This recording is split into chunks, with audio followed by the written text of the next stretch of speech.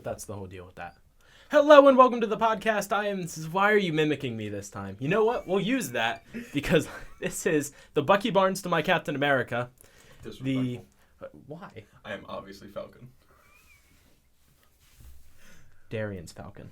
Darian is not Falcon. Is it because he's Darian's black? Red Skull. How's Darian Red Skull? Because he's a villain. He made you watch Machete. That's a very good point, actually. I'm underappreciated, and I'm obviously the best one. That's why I'm the Falcon. People love Bucky. And I am underappreciated. Bucky is Cap's original sidekick. I don't want to be the original sidekick. Because I was lost and became the enemy for years. And then became Captain America. And still nobody likes me more than the Falcon. Listen, I'm just saying that you would have loved my second one. Okay, what's the second one? Well, because you're the Beta Ray build of my Thor. Oh, god damn. But I'm going to disrespect you again because you're also the Silver Surfer to my Galactus. I don't know if that's true. But it doesn't matter because... Can I get an opinion? Most importantly, he's the Kaiju Commander to my Captain Comics. It's Tanner Bays as always. That's me. That is Early the weirdest... in the morning. That is the weirdest intro we've ever done. But we're still on this side and Techies on the other, which means this is still the Kaiju and Comics podcast where we talk about anything else. Sorry if that intro sounded tired. It's been a fucking few weeks, all right? Has it really? You want to talk about it? No, I'm listen. We're here. We're good. We're opening up a new segment. Therapy. God, no. Listen, do I need therapy? Yes. TNT. That's without... Welcome to TNT. This is Tanner in Therapy. I'm your host, Tanner Whitlock, and I'm here to therapize my co-host. It's that Tanner canon? and therapy, right? Yeah. Okay, because it sounds like... Tanner, wait, your last name's Whitlock? Huh? Your last name's Whitlock now. That's It always is. It's always changed. Oh, okay. I have a bunch of characters. Whenever I do a different segment, my But last they're name changes. all named Tanner. There's a couple of different ones. Oh, okay. That makes sense. It absolutely makes sense. So, one of the things that we're doing here differently... Now, these two have nothing to do with each other, but I've decided in my brain that they have everything to do to each other. That the reason why we're recording on Wednesday has nothing to do with any personal issues, but because if we recorded on Monday like we normally do, we wouldn't have all the E3 news. But this time now, E3 is finished. So we have all the news from E3. Like, we wouldn't have a Nintendo segment in here if we recorded on Monday. So it makes sense. I just thought that was a good transition. I don't know. And, yeah, that's why we're recording on Wednesday. That's absolutely why. I don't know. The cap. I don't know why we're arguing otherwise. Plenty of stuff from E3. We've seen the reveal for Black Panther in the Marvel's Avengers game. Yep. I wish I cared more. But, you know, he looks cool. I'm sure it's going to be fun for the first, 5 minutes. You know what's going to suck? You know what I've come to the realization that's going to suck? That game is going to get a lot of content, I think. Yes. And I have it. I own it. Yeah, so do I. I didn't buy it. That's not the point. But I also have it on PS4, so I'm getting saying, the Spider-Man when he's added too. I don't care. The game wasn't fun. It was fun for the first 3 hours, and then I'm like, I don't want to do the same 3 missions over and over again. Yeah, once I completed the story, I stopped, and we've had 2 character packs drop since then, and I don't... Hawkeye and who? Kate Bishop. So Hawkeye and Hawkeye. The female Hawkeye, and then Hawkeye. Wait, no, Kate Bishop wasn't the Hawkeye DLC? She was first, and then there was a Clinton Barton DLC. Who made these... Whose decision was that? It's a good question. Who cares? But I'm kind of and even thinking about it, I'm down for the context of what Clint Barton's mission, not the playable Clint Barton, but that was the Futures End one with Maestro and stuff like that. That sounds cool. I just didn't. I did like the main game story, but again, the gameplay wasn't engaging and fun enough that I just didn't want to go back. And maybe eventually I will. Maybe when everything comes out, I'll go back and I'll blow through it all and I'll never touch the game again. It was so bad, bro. But yeah. I hated it. I don't even remember where I got to. I think I found Nick Fury and then I was done. Yeah, I finished the game. And I think I did 1 or 2 multiplayer missions. And after the second one, I was just like, this is the same thing. I just finished Marvel Ultimate Alliance 3. I just bought it and finished it recently.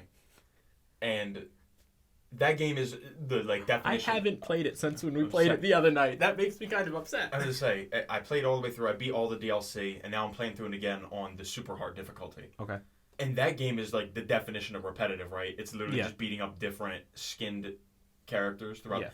But I still find it more engaging. Yeah. I don't know how they. I don't know. Yeah, maybe, and I think part of it is expectation as well. Like, going into this, there was a bigger expectation for that game than what it ended up being. Maybe if I go back and I play it now, because that's what happened with Ultimate Alliance. Yeah. I played it. I bought it when it came out. I was like, wow, this sucks. And then I left. Yeah. And I came back when everybody said it was better. But I started playing Avengers when everybody said it was fixed and it's better. So, I didn't buy it when it came out. I was playing it at launch. No. When it got fixed and everybody said it was better is when I started playing it, and I still didn't like it. So, I don't know. I have it. Maybe after I run through the superior version of Ultimate Alliance, that's the name of difficulty. I'm not saying it's a superior game. But well, I'm going to play through that. I'm going to get the secret character you get from beating Doom on the mega level. And then I'll go and I'll try it again. When the Black Panther DLC comes out, I might go in and actually try to do the new missions that they added. Because that's what really is tying me to go back to it. Not doing any multiplayer stuff, is just trying out the new heroes and doing their new story missions. Because I was interested in the story. We kind of got off I wanted to get... They're going to keep putting out a lot of stuff for this game. Yeah. And I hope we don't just get packs for every MCU character. I would love for... they did Kate Bishop, which is cool. I didn't know that, so that kind of got me off of my point. But if they give us characters that don't have MCU films, like they kind of did with Kamala Khan, it'll make me want to go play it because I'm going to hope that it's good and that maybe we get more push for these characters. Yeah, there was a leak for a bunch of characters. I don't remember how proved accurate it was because we've only have... Do you remember some of the characters on the leak? Not with any certainty. Okay. Square Enix announced another Marvel game. Oh, this one I got feelings about. Now, my feelings have softened on it. So for those who don't know, they announced a Guardians of the Galaxy game. Mm-hmm. Now, it is single player. Mm-hmm. You play as Star-Lord. And it is not from... I wanted to point this out. It is not from the same developers of the Marvel Avengers game. It's from the same publisher, but it is not from the same developer. Crystal Dynamics did Marvel's Avengers. They're not doing this game. And that's not my problem. I didn't care if the same people made it. I didn't watch E3. Please continue. I'm intrigued. That's it. Well, it's a single player Star-Lord game. That's all they showed from it. It showed that you play as Star-Lord and you can send out commands to the other 4 members of the Guardians that are with you. Okay. And that's all that they gave in the E3 presentation. By the way, have you watched the trailer? Yes. I kind of like the trailer. I don't. From a trailer standpoint, I think it's good. I'm not going to sit here and say that it portrays the game in any certain light. I got a job for you, Tech. I need you to clarify this for me. To me, it just looks like that, oh my gosh, what is it? The Star Wars game that just came out. The single player game. What is it? The newest one? The newest one. Oh, Fallen Order? Fallen Order, probably. Fallen Order, I fucking loved that game. I hated it. You did? Yes, I don't like it. I didn't like the way it played. I didn't find it interesting. But that's just Star Wars for me. Okay. I'm not a big fan of Star Wars. This just looks like that, and I'm not excited about it. Plus, playing only as Star-Lord the entire game he's my least favorite person in the Guardians. Yeah, I knew that this would be a thing for you. I was so mad about that when it first announced. Then I thought about it for a bit more, and I realized that there is a game that I could compare to this very easily that I love that has a very similar-esque mechanic on it. What? This game, I don't know if you've heard of The Outer Worlds. Yes. I love that game, and it's very same thing. Single player, you have companions that you meet. And here's where I think the Guardians game will make me mad, is that those will be the only 4 companions you get. And they haven't announced this, so they're probably not doing it. But you want to make this game a bit more interesting, throw in a bunch of ones to switch out. A bunch of other people that have been on the Guardians. Because there's so many... Can you imagine having a team of Star-Lord, Ben Grimm, Beta Ray Bill, and Nova? Yeah. That would be sick. Yeah, and you can just switch them out. They all are, as you unlock them or find them in story, they're all in the Milano, and as you go out for missions, you pick, okay, these are the 4 I want to bring with me. That's the thing, and I think they're so scared these developers are doing things that are not MCU. We've got to the point where you don't have to just stick to the MCU anymore. We can get other characters. That's how you bring the popularity into these games. Yeah.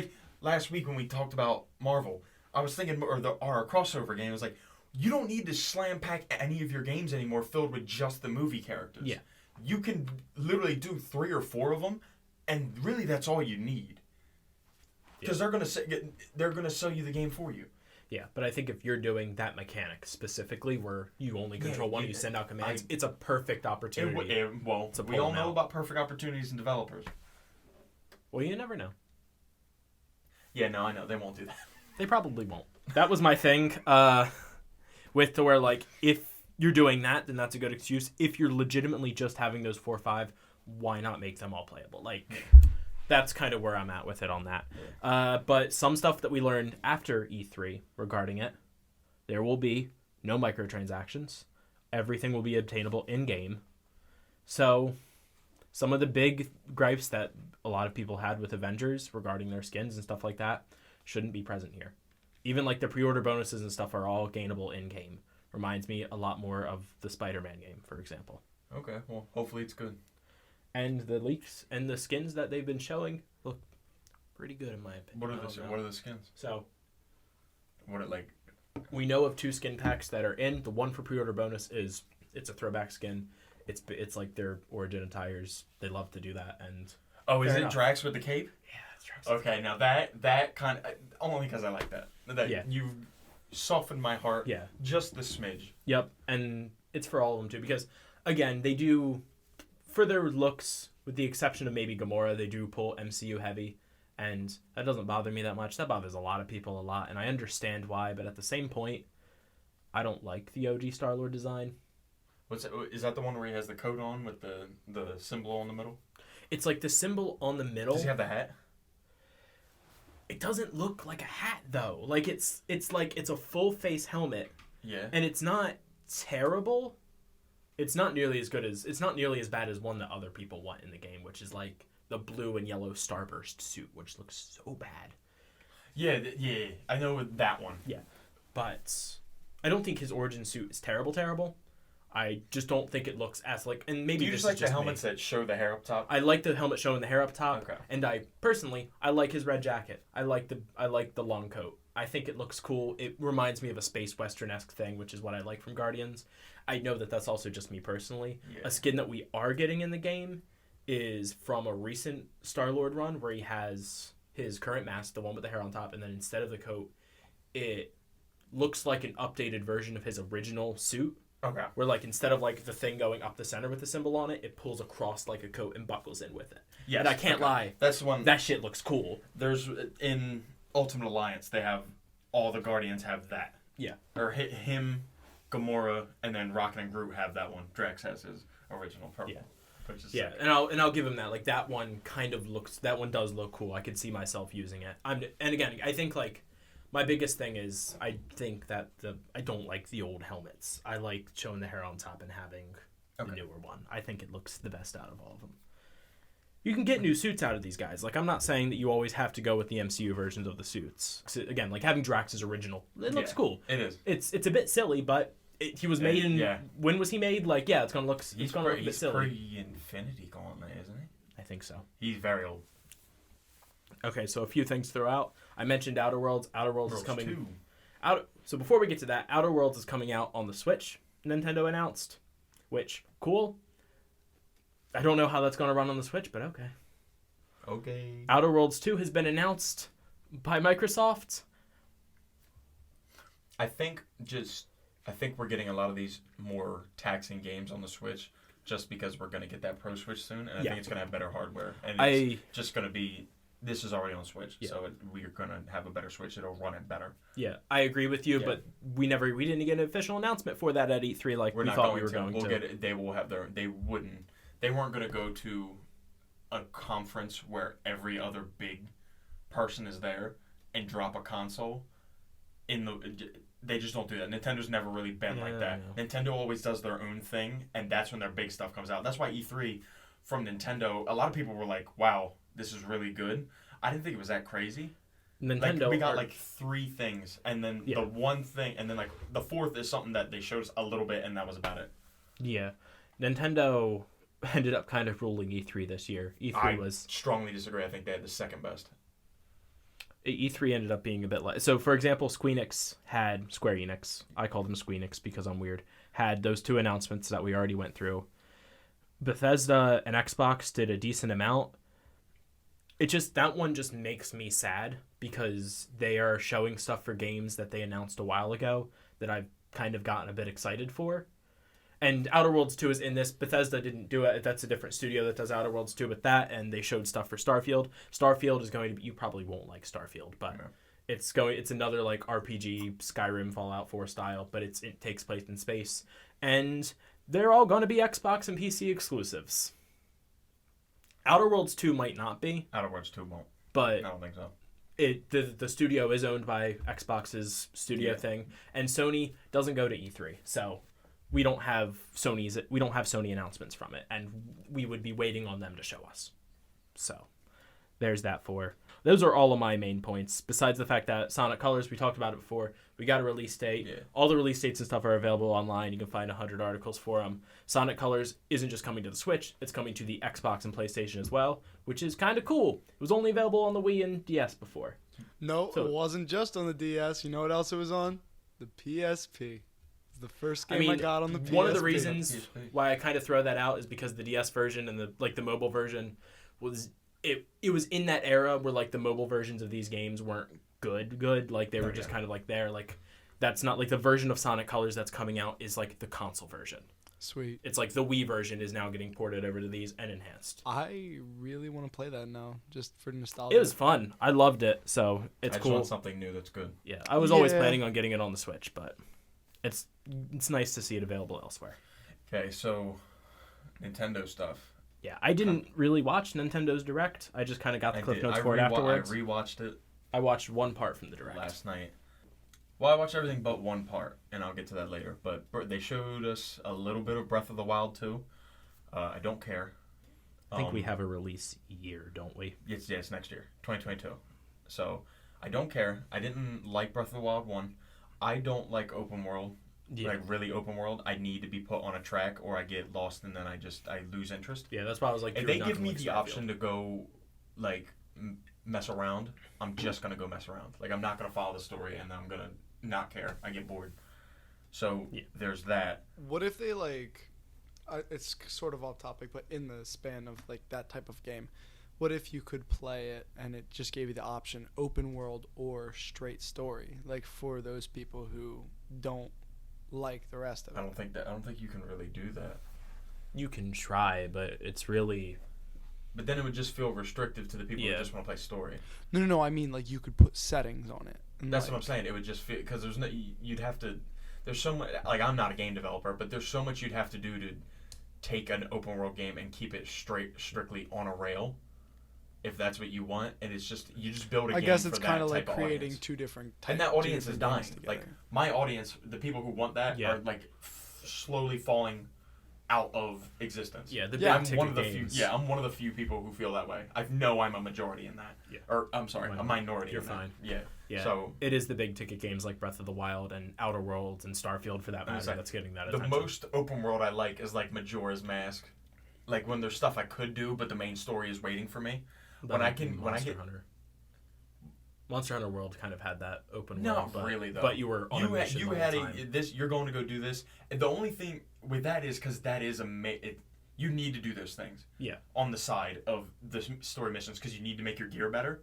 Yeah. And if that is the driving force of that, I'll do it. Yeah. But if it's just really here's a side quest to get an unrelated item where you could do something at some point. Yeah. Like I'm not. It isn't the same at all. But. So that was all right. Then we got Metroid Dread. Do you know anything about this?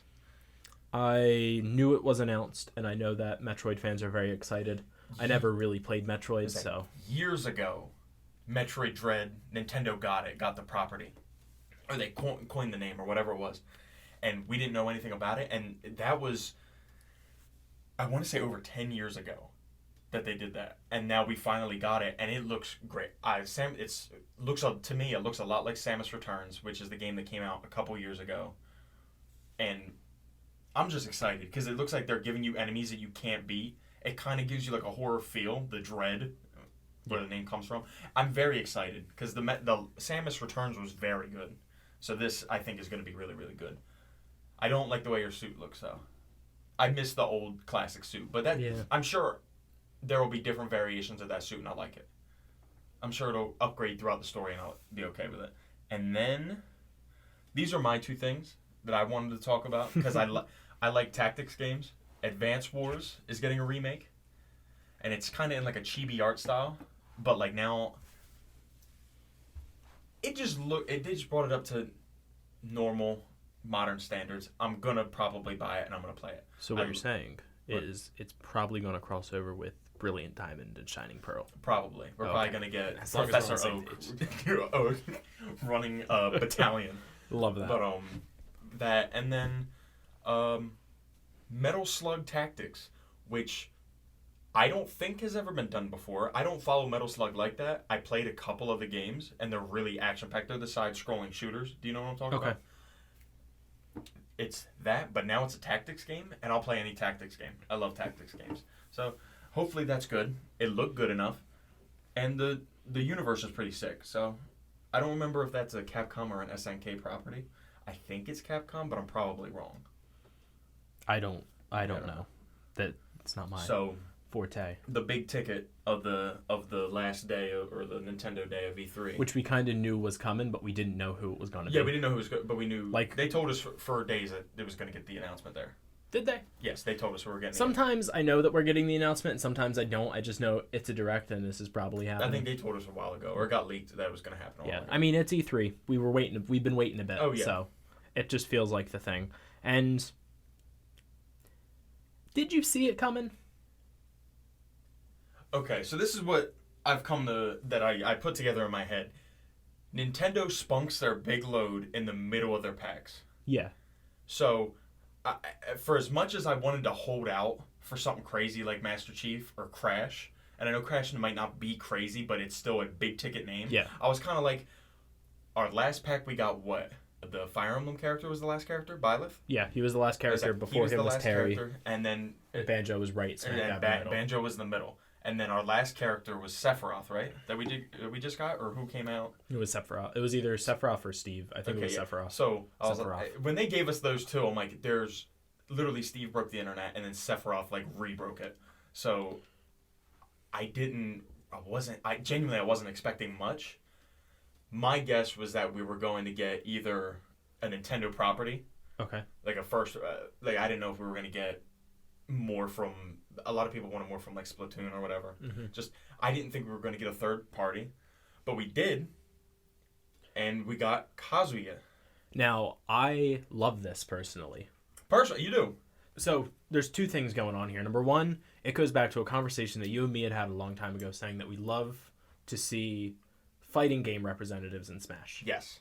For those of you who don't know, this is a Tekken character. Yeah. The original Tekken protagonist. Yes. And the reason why I like this so much is I just didn't think we were going to get a Tekken rep after we had gotten the Heihachi Mii skin back. I think it was during Fighter Pack 1.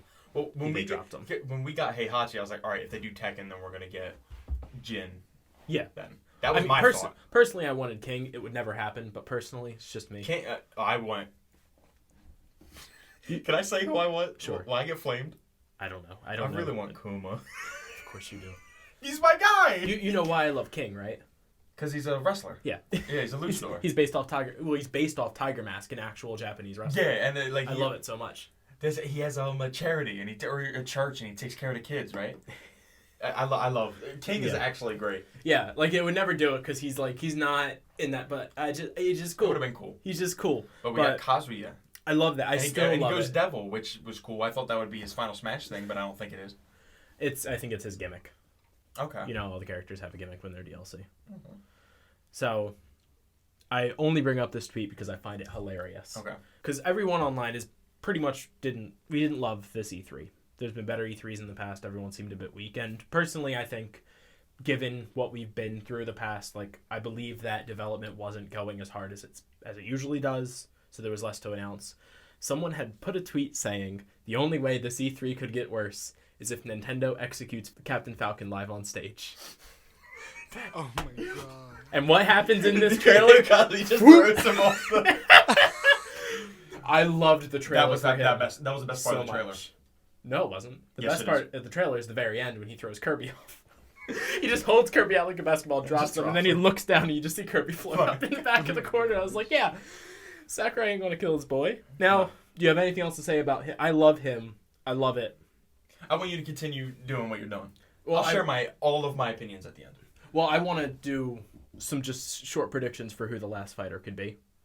This is not the last fighter. It's not. We got 6. We got an extra one in this pack. Yeah, we have one more at the end. I have been living the life of that this was the last character of the pack. No, there's one more. Okay, so that changes my opinion slightly, but it really doesn't. I'm really mad about this pick. I absolutely hate it. Really? Yes. Oh. I don't know why, though. Like, I don't understand why we didn't just get Heihachi. Like, we got every other, like, main spokesman from all the other games. And then... I don't know. I just didn't like the... I love Tekken. Well, he's the original... He's also the one of the newest game, isn't he? He's the protagonist for 1 and 7, and 7 is the newest one. I so know. that would be my guess of why. I'm not saying that he's more deserving of it than or anything like that. So if the next Street Fighter comes out, Ryu's not the main character. Doesn't matter. Would you put that main character in, or would you put in Ryu? I'd put in Ryu, but Ryu, this main character that would be at the end of the game, wouldn't have also been the main character in the first Street Fighter. Heihachi's been the main dude from Street Fighter, not Street Fighter, from Tekken since the beginning. It's Tekken 2. Who cares? Heihachi's been the guy. Like, I'm just saying that from the sake of it. So, like, and it could have been... I'm just saying that, like, from my... I probably would have put in Heihachi because... At this point, but... Just for that sake, I understand Kazu probably plays better. Like, I understand why, but we better get Crash, bro. I don't think we will. It'll be the biggest fumbled bag I've ever seen. There is so much you can do with Crash. Okay, we're not going to even have this conversation. Because, to be honest, I'm not going to hold you. There really isn't. If we're going to get one of them, we're going to get Spyro. I'm going to put my cape on for Crash until I die, because I think he has better games and I would like him a lot. I think that you aren't thinking of all the things that you can do with him. He could do all, like, his side special could be him on the Nitro car. Exactly. And all the stuff that he has in his games. You could go from his bad games, like the Titans, and that could be his down B where he grabs onto the Titan and slams or something. Like, there's things you could do. The body slam, the spin. But Spyro has just so much that they have given him in his games. It's crazy. He's had literally the whole Skylanders thing was built on his back. Yeah, like, it wasn't really built on his back. You forget that Spyro is in Skylanders. That's my point. Anyway. Oh, okay. But it's... Moving on. Not moving on, but... I don't know.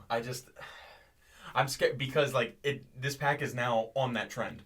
We got a very underwhelming... I think Kazuya is underwhelming. That might just be my personal opinion, but I think he's underwhelming compared to... Oh, no, like, I don't... Like, I will fully agree with you that I don't think that this last fighter, if it's going to be weird or something, it's going to be weird from a Nintendo property. Like, if it's a third-party property, I don't think it's going to be something big or something breaking. Why are you looking at me? Because we're going to get Rabbids. You're probably right. I think we're going to... That's something I forgot to talk about. E3, the second Mario Rabbids game. Yes. Now, that's a tactics game. The first one, I loved it. It was so good. And I know this is wild to say, but Mario Cross Rabbids was a very, very good game. Yeah. This second one looks just as good. I'm excited.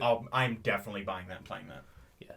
I only have 2 wants for this last character, and neither of them will happen. What? One I want slightly more. So the main one that I think would be cool that I know won't happen, not just because Nintendo won't do it, but the publisher won't do it. I want Kiryu from the Yakuza games. Just think he'd be fun. He was supposed to be in Tekken, but the creator and owner of his license say that they don't want him in a game where he can hit women, which we love that. Fair, I guess. Like, I love him. I don't know if I can be mad about that, but at the same time, I want to.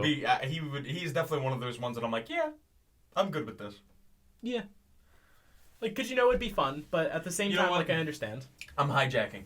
Okay. Give me your 5 most wanted Smash characters.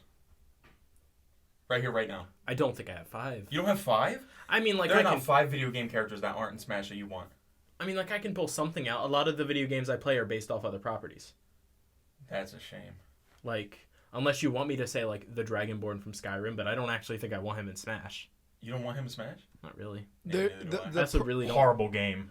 I understand. Come at me. Okay, I like Skyrim, but I feel like the I love that Fallout it's boy 18 different would shades of be gray. better than taking the Dragonborn from Skyrim. I What like. did you say? The Fallout kid, the I like blonde him hair being a kid, me because skin. he's got all the other things. Like I don't care. you can about have part of anything him from do Bethesda, I'm his not gonna strength, lie. his agility, his luck, whatever. Yeah. Like luck can be Is his Doom counter, Bethesda? whatever. But It's a Bethesda published, but it's not a Bethesda developed. Doom guy's the only guy I think I would want. From That's fair. That end. He'd be cool. mm, Like I don't personally want Master Chief. I understand why people do. I think Master Master Chief Chief, would be sick. Yeah. Master Chief, I feel, would partially play like Samus. No. Mm, No. But if I give you 5, Crash, I Okay, think you're I right. agree with that. Master Chief, Cooking Mama. That's right, Cooking Mama. Cooking Mama for Smash I is a real forget we thing, stand people. Cooking Mama. Who's Cooking It Mama? is a real deal, real thing. Who? After that, it kind of goes a little gray for me. I like But like those 3 are like. Cuphead was a big want for me, and then they did the me skin, and that was kind of disappointing. Yeah, like that's just kind of how I am with it. Chibi Robo is one of the ones I want. Okay. It's odd, but I want it just because I like Chibi. Yeah. He's kind of cool. Yeah, my Like, a biggest lot of one people would want be Crash. Dante. I've never played any of the Devil May Cry games because they don't look interesting. They look crazy, but like I don't care. But that would be cool. I feel like another We got Sonic Dante. character would be fun. Another what? Another Sonic character. So which one? Because they've made Knuckles is you're limited to Tails Yeah. because assist trophies are Knuckles and No, and Shadow. like Oh god, it might legitimately be Tails. Like it's a possibility, and I don't want Tails. That's my one. My ultimate pick is Eggman. That's right. Eggman. My actually the character I want the most is Oh Eggman. my gosh. Eggman in his ship would be sick. I don't It know would be why fun. you. It'd I be was like, good. I don't know why you don't like that idea, I don't hate that idea. but you should love it. I don't want to like. I just want more villains in these fighting games. Yeah. Like I think it's a good idea. I probably want Crash the most, truthfully. Yes. I don't know how Crash is in the game. Yeah, like it feels like that sort of thing. I have stupidly weird outside shouts Oh, like go ahead. like the Bubble Bobble dinosaurs. Yes, Bubble Bobble. You're like, this is weird. The Dig Dug guy, like just Really Dig weird Dug, ones. I want Dig Dug. Dig Dug or Mappy. Oh, I love it. Yeah. How does Namco? They co-create this game and have one character with Pac-Man. How do we not have another Namco character? Fucking. Namco makes what's fighting his name? games, too. That's what I'm Cubert. saying. Like, give me May from Guilty Gear and we'll be fine. okay, I don't want to go through. Even if it's not May, like it can be Soul Bad Guy because he's the only antagonist. But like I think that would be fun. That's just me personally. He fights with a giant lighter. Guys, honestly, what you need, you don't need them in Smash. You just need Capcom to make crossover games again. I need Capcom to acknowledge their properties. That's what I'm saying. Yeah, like what is it? Power Stone, Darkstalkers, dead series that just need to come back. They have more. So They have more, but those are like 2 that are like dead in the mud. yeah, but like no Bandai Namco, they have more. I'm talking than about just- Capcom. I know. Oh, but okay, you're talking about. They're all Yeah. connected a bit. They're weird. But Capcom has their things that they just don't touch. Yeah. No, this is true. But with all and that stuff, this is a thing that surprises me too. Is there's no? I would love a Tales of character in the game back all the way in. Oh, Tales of Arcadia in them and all the subsequent games. I don't think it was Arcadia. That doesn't matter. Yeah, like Tales of Symphonia is the most popular one. Stuff like that. What's the one with Lloyd? Lloyd, that's Tales of Symphonia. Okay. That one had a Mii Fighter costume in 4. Yeah. And it's not in 5. It's not in Ultimate. And like, it'd be cool. It'd kind of be another sword fighting character if he just did Lloyd. But like, I don't think it would though, because he has those 2 swords. yeah, he does dual swords. Yeah, and he would be. And plus, he has magic and stuff. Yeah. So like, he's cool. You can He do a would lot of work. different stuff. He would work. He's worked in like the Super Smash Flash for any Super Smash Brothers nerds. He was in that game and he played sick in that game. Yeah. Like, these characters could work. You were talking about something just now, and it reminded me of some. Oh, things that were in Smash 4 but weren't in Ultimate. Yeah. Raymek, the custom Robo guy. I really would like him as a character because the custom Robo games I really like. Yeah. And all those things. But I think... Do you have anything else you want to add? Because this should be the last thing that's mentioned when it comes to Smash. Well, when it comes to this. My only thing to say is I think the next pick is Rabbids. I think Rabbids. I think you're probably correct. That would be my pick. But like, there's one possible fighter that I think would be perfect for the last DLC character. It would never happen. Okay. But just come with me to a land where this is possible. Okay. where our final fighter in Smash Brothers It's cooking up. is Sakurai himself. That would be sick. just come on. Just imagine that reveal, because if it's to believe, and they say this with almost every game now, that this is Sakurai's last Smash Brothers game that he's working on. It's a bunch of bull. Like, they say this every game. Sakurai will always come back and will always do these games. They like, I don't understand why anybody ever believes any of this anymore. But it's also like, it's Ultimate. It has all the characters. If there ever was a time, let Sakurai play with his boys. Honestly, And I would also make him invincible to every character, except for Kirby, because you know Sakurai would at least play dead for his son. Smash stuff is weird. A lot of people have these thoughts and, like, craft these theories. Like, well, they can't do this because they haven't been here. Like, even I just said it. Like, there are assist trophies. They can't. If they want to, they'll do it. Yeah. I just think it's... I don't know. Yeah, we will get another Smash game after Ultimate. Sakurai will... If he's not the head on it, he will be a part of it. He's never going to leave this to die. I don't care what he says. It makes too much money. I also don't think this will be our last DLC character. Because I don't think we'll get another Smash game for a while. This is going to keep if their selling. next console releases this spring. I don't know if we get another fighter pack, but we will get fighters sparingly throughout the years. We're going to keep getting them. There's no way they're going to... This DLC makes them way too much money. I'm telling you. They're thinking with their wallets here. They stopped it with 4 only because they knew they were coming out with Ultimate. Ultimate isn't going to be the same deal. We're going to keep getting characters. Yeah, this is their support. They're going to probably continue supporting this game until then. It's one of their best sellers. I think it's like one of the top 3 sellers for the console. Only behind, like, what is it? The game The Villagers from. Oh, Animal Crossing? Animal Crossing and Mario Kart. I think there's the only 2 games. Did Animal Crossing really outsell it? Yes. I'll believe it. Blew it out the water. Yeah, like, it sold really good with it. It did. It's also, like, a victim of circumstance, I feel. Because, like, that came out at the perfect time. That game dropped just as everything was ready to shut down. And I was like, well, fuck, I guess I'll go get this game. It literally came out at the perfect time. But you couldn't do anything else but sit inside. Yeah, and I was like, well, here you go. Yeah, it benefited majorly from that. Be prepared to play Rabbids and Smash in a couple of months. Yeah. Did we get a release for when Kazuya gets added? Or did he get added that day? Okay, cool. The theme with Fighter Pack 6, with Fighter Pack 6, with Fighter Pack 2, with the exception of Min Min, is usually released within 2 weeks of announcement. Yeah, Min Min was the only difference, but they also announced her when they announced the pack. Yeah. So it was like, no, they didn't. They said, we have a character from ARMS coming, and then it was like, it's Min Min, and everyone's just like, okay. Who cares about ARMS, man? Nintendo wants you to care about ARMS. And I want Nintendo to make a good game. So how about they come back with that, and then I'll come with interest. That's what we'll do. All right. As we've sat here and talked about a Nintendo game for the past when they make good games, they make good games. When they try to make... They've made one good new property in the last 10 years. 5 years. Splatoon is like their only successful thing. I wasn't sure, and I was just like, I know you're right, but I don't remember. They don't bring back series that people want. Like, we haven't got an F-Zero game in forever. We've been dying for Metroid Prime 4 for forever. I will stand by this, and I might get some heat for this, but I really don't care. I understand why a lot of people want a new F-Zero game. It won't sell. I don't think it will sell. I don't think an F-Zero game would sell. Well, we've never had the chance to even see, because a fan game was being made in homage to that, and they shut it down. Yeah. No, and it got fully backed. Like, I'm telling you, it would sell. Yeah, like the people who want... They brought back F-Zero on one of their worst-selling consoles before the Wii U came out. That's why F-Zero didn't sell well, because it came out on the GameCube. That's fair. There were 3 games that sold well on the GameCube. It was like Melee. I think one of the I think XD sold well. Okay. And I think the other Animal Crossing game. Nothing sold well on the GameCube. Which is weird to think. It was it was like, people were worried when the GameCube came out and it was fighting against, what is that generation? Is that Xbox and PS2? I think that's that generation. Yeah. People were worried. They were like, are you going to go down like Sega and just make games and be done with consoles? That was the genuine feeling around like 05 and 06.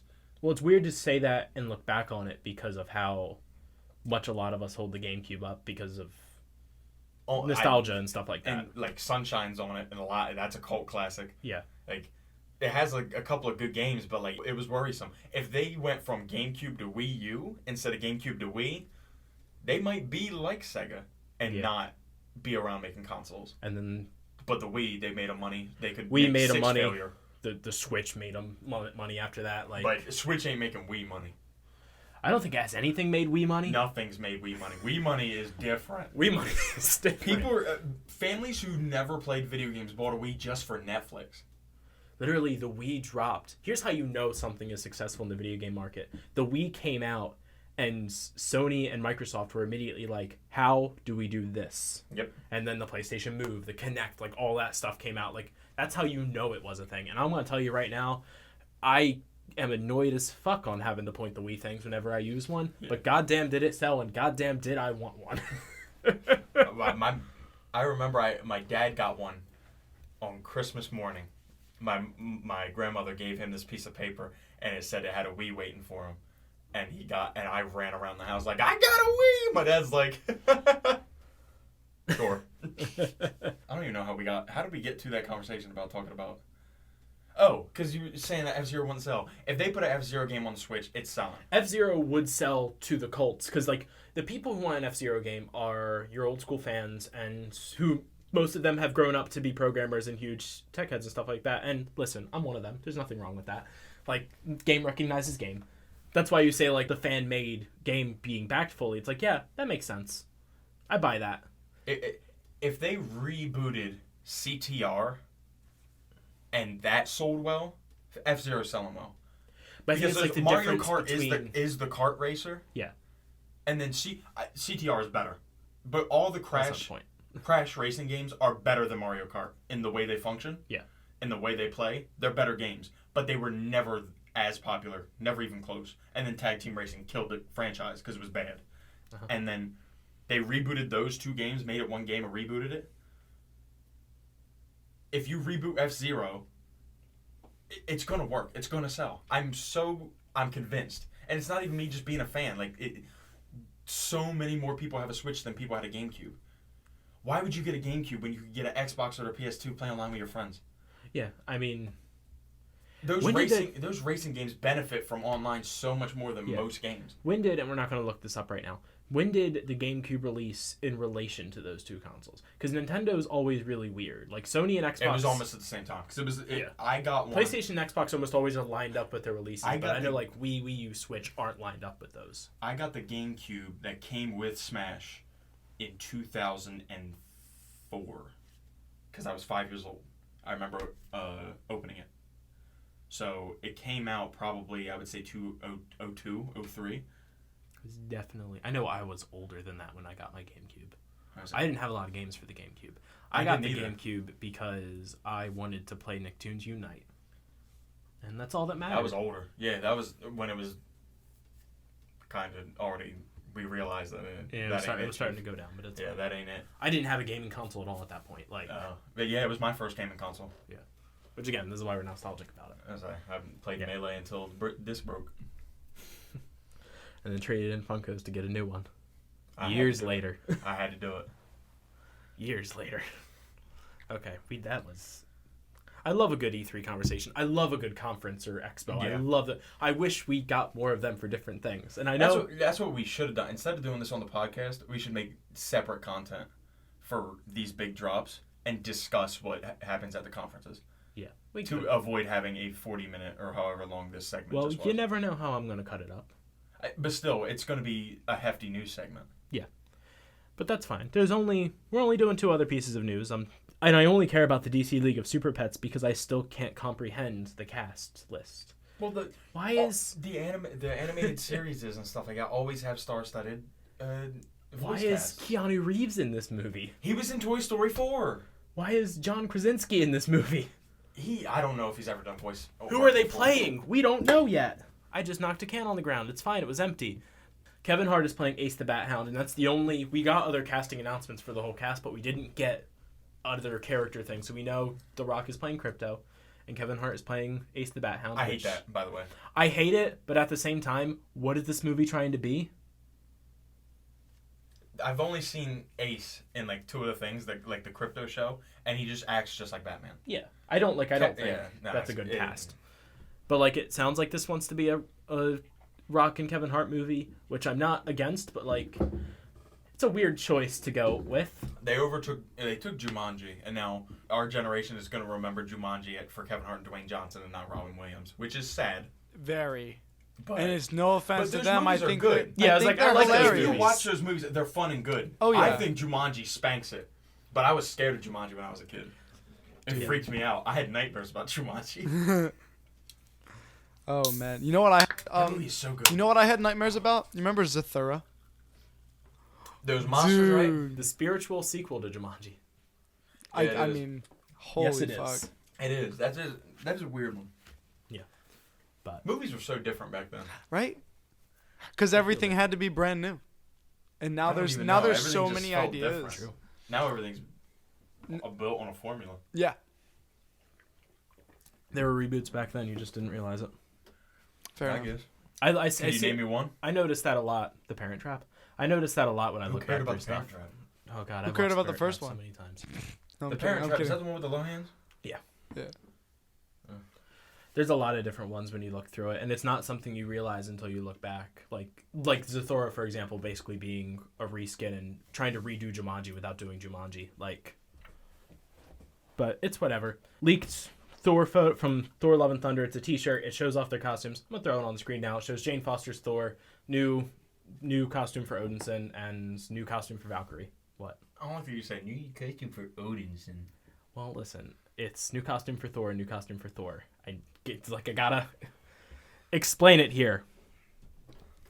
And there's other stuff, but we can talk about that some other time. All right, let's get off of this. Yeah. I thought I wanted to get upset. I don't want to be upset anymore. Hey Zach, did you watch anything today? No, Darn, I did. But he read something last night. it wasn't last night, but I read it and I decided I wanted to do it because I wanted my portion of this segment to be a bit quicker, which, did next 2 issues of Thor's Donny Cates Run. This is what we did on issue 0, episode 0. I don't remember, Yeah, bro. that's how we did it. Issues 7 and 6. Good, short story, just coming off of stuff for Thor. Thor's been having problems with his hammer. Feeling heavier, but he could still wield it. But that's fine, because he also needed to break bread with Mr. Beta Ray Bill. Invites Beta Ray Bill into Asgard. Need to speak to them after the events of him, being Galactus' herald and kind of beating Bill up. But that's not important right now. Tries to get reconciliation, explains to him what was going on, explains to him what was coming, and offers Bill the position to be the leader of Asgard's army. Just I need you to take me down if I ever get out of line. Because Thor doesn't trust himself right now. He doesn't trust Mjolnir as much because of the issues with lifting it. He probably could. Beta Ray Bill comes with that action. Yeah. And Bill is yeah, but you kind of destroyed my weapon, man.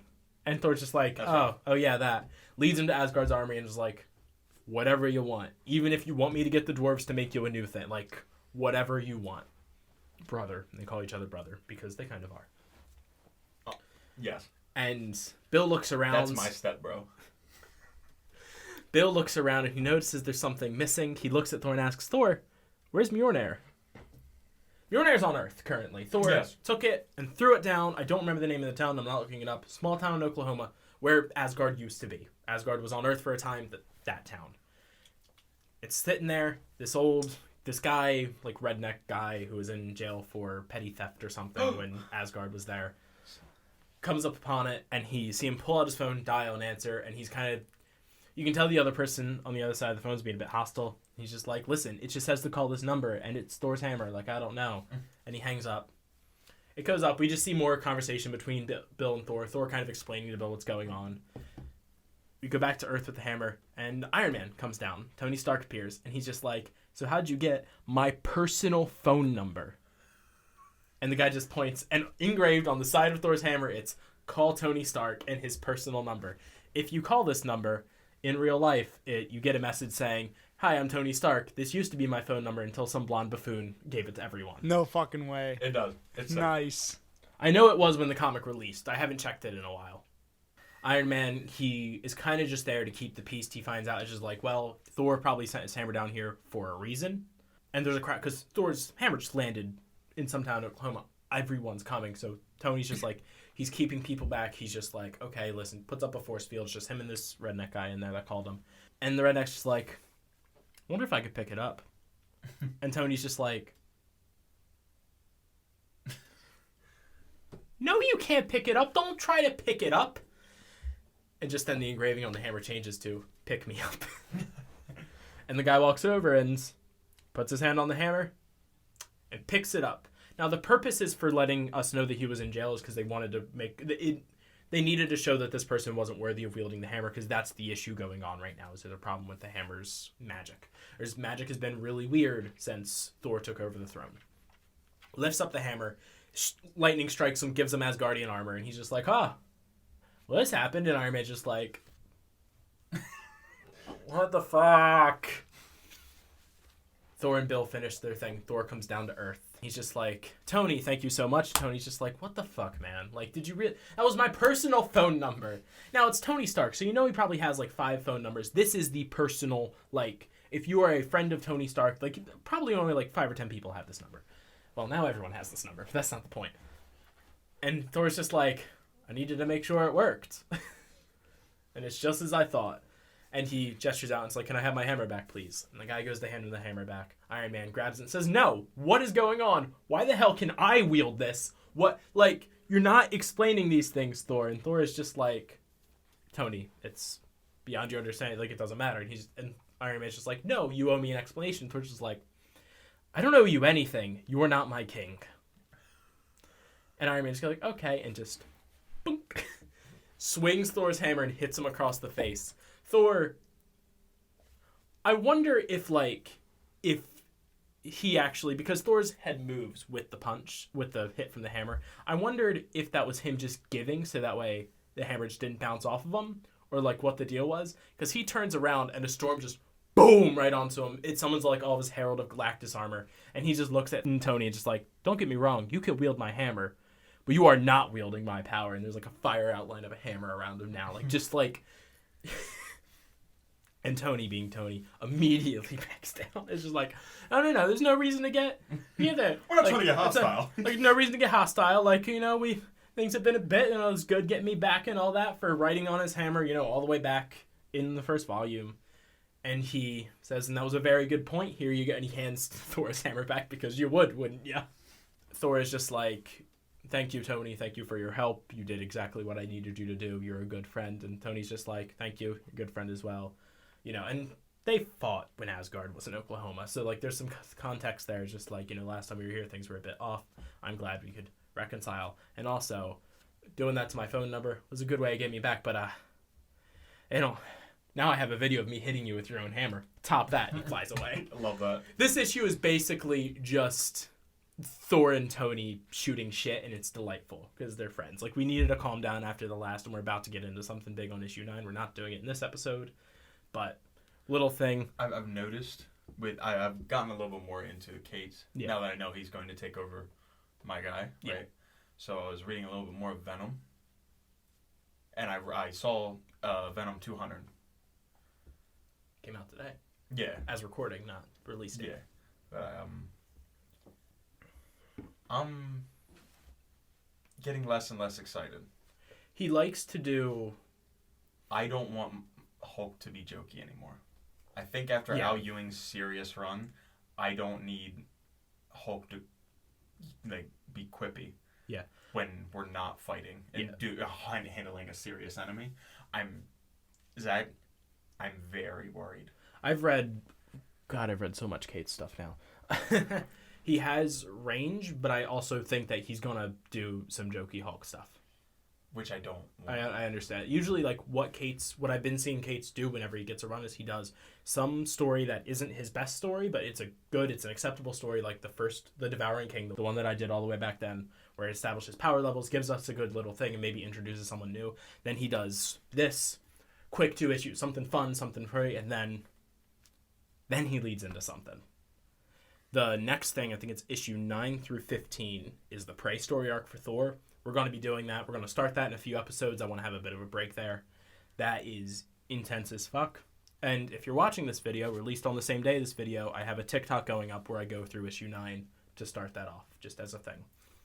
But one last thing that happens here is the guy, he's still in Asgardian armor. He tells Thor, he's just like, how do I go back? And Thor was just like, oh yes, you, of course. I owe you something as well. Is there anything you want, anything like that? And the guy's just like, I like my quiet life here. And then Thor starts to tell him how to change back. And he's like, you know what? I'm not big in favors, but there is one thing I want, and it cuts to them flying. And I was like, listen, flying is probably in the top 10 things I would want to do if I got a hold of Mjolnir, so fair enough. Flying's fun. Really? So if Thor's hammer fell right in front of you, what's the first thing you want to do? Assuming I can pick it up. You're going to pick it up. The top 3 things I want to do, and the order changes day to day. I either want to do like a lightning summon thing, I want to fly, and I want to do like the throw it and pull it back to you. Okay. Yeah, like those are the 3 things. We're almost the same. What thing is different on your end? I just want to use the Bifrost. Bifrost isn't always connected to the hammer. But it has been, so I'm using that stipulation. That if That's I fair. picked up, I want to use the Bifrost. That's a fair point. But not to travel anywhere. You just want to have the sensation of using it. I want to use it just so I can engrave the engraving. But I want to do it like in my yard. Be like, guess what? I was here. So yeah, they fly, they come down. He's like, oh, just tap the hammer on the ground to turn yourself back. He does it. And this guy's a mechanic, and he just tells Thor, just like, if there's ever anything wrong with something, one of the first things you do is you turn it off and you turn it back on again. And if that doesn't work, you try hitting it with a hammer, but in this case, that might not work. And Thor says, oh, I understand. And the last panel is him looking through some old books from back when he was Donald Blake. That's where the issue ends. And there's a little prelude on what comes next. And you can check out TikTok for that issue 9. And then that's it. Like, I wanted to do a short little thing. One teaser. And one of the reasons why, like I'm telling you, the thing to where like Cates can do serious is because that story arc that we're coming up on, the Prey story arc, is very serious. It's not very jokey like. Okay. So, is that... Oh, no, it's me. Yeah, that's all for me. What content have you been consuming? So, switching it up, going different this week. I keep forgetting what you're going to do this week. Yeah. I am covering a YouTube channel. I found him one day. What was I looking up? What did I tell you I was looking up? I think you were looking up something for Marvel vs. Capcom. I don't actually remember. No. I looked up Injustice Year Zero. Okay. The comic that came out. Yeah. And I saw that there was a video about Injustice 3 Build the Roster. Yes. And it's this YouTube channel. I should call it the YouTube channel. I don't want to butcher the name. I believe it is Thorgi's Arcade.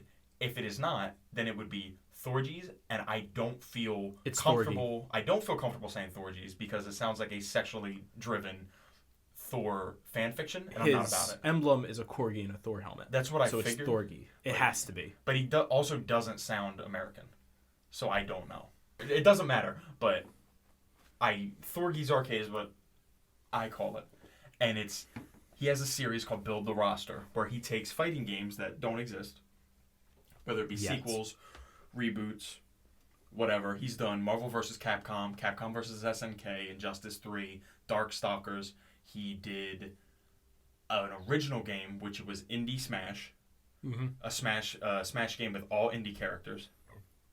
That's next on the watch list. It's good. Is it? It's very good. He goes, and what he does almost every time, Marvel vs. Capcom was I believe the first one he did, or the year anniversary. It's 2 episodes. The first episode is the roster.